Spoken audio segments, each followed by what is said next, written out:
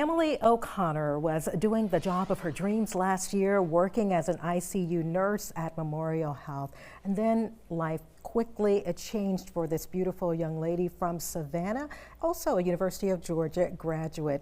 When she was diagnosed in January of 2024 with acute B-cell ALL. Emily is the Leukemia Lymphoma Society's 2025 Honored Hero for Light the Night, and we want to welcome you to WSAV. Thank you so much for having me. I love your smile. You have me smiling all evening long. So Emily, let's talk a little bit about your cancer diagnosis. How did it come to be? So I had started feeling different in December of 2023, just tired easily, my heart was racing. I attributed it to, working overtime at the hospital and just having a lot going on. I thought, I'm a nurse, nothing's wrong with me. I kind of, didn't listen to my body. And unfortunately in January, things kind of got worse. And my mom, who is a nurse and who was correct, drugged me to the ER and said, we need to go, something's up. And pretty quickly at that ER visit, we realized that something was really wrong when my blood numbers were severely low. Was it hard to believe that this was actually happening to you? It was shocking. I remember them telling me that my hemoglobin was 5, which a normal hemoglobin is closer to 12 to 13. And I was up walking around and I see patients with those numbers and they're very, very sick. And I just could not believe that that was me and that was happening to me. Well, Emily, how long were you in the hospital and how did this diagnosis affect you? So when I walked in for that ER visit, I did not leave for 44 days, which was insane to think about. I remember being very overwhelmed. Leukemia, in my mind, I thought was like a pediatric illness.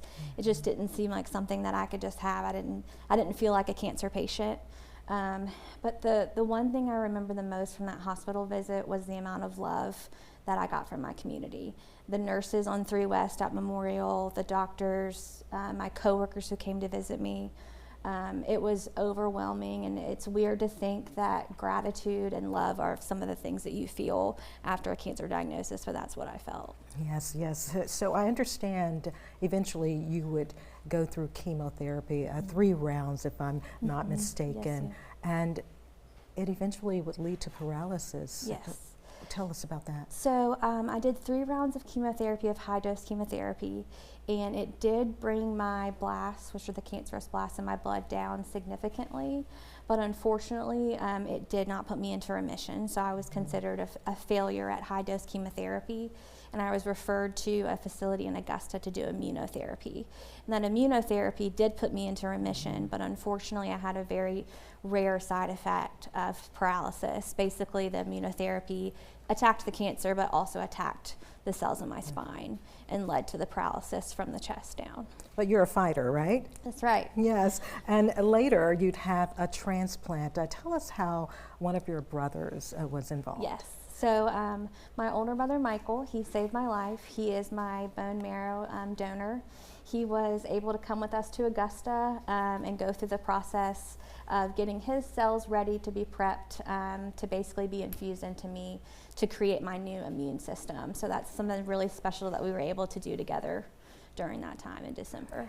And you mentioned the love and support, all the gratitude. Here you are now. You're thriving, not where you want to be, of course. Right. I know there's still the hope for you. I love these pictures, a video we're seeing of you as a nurse helping others, and in turn, you needed that support. Yes. I love these pictures as well. So what are your thoughts about being named the Honored Hero for LLS? I am still just speechless about it. I don't have the right words.